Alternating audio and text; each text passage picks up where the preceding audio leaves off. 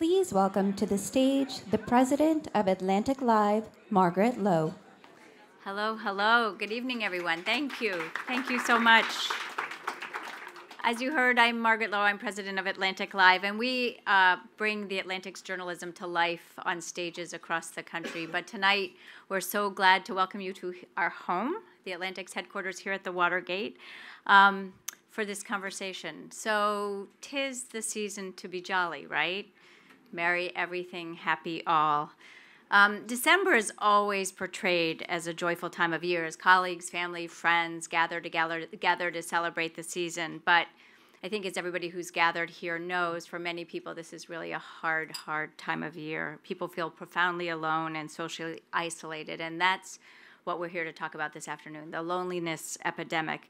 You know, we live in an era where in an instant you can connect with somebody, whether it's by email or by text or by Twitter.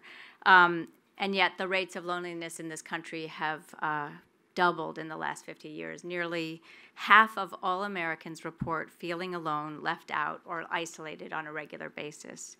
Loneliness affects those who are married and living with other people too, and a surprisingly large number of people feel like absolutely no one in the world knows them really well. It's not something that people talk about easily, and studies show that loneliness contributes to poor health too, such as stress, high blood pressure, and depression. So over the next hour or so, we're going to dive into how and why loneliness is a public health crisis and explore what can be done to alleviate the situation. Before we get rolling, I want to take a moment to thank our underwriter, CareMore Health, for making our gathering this evening possible. Thank you so much.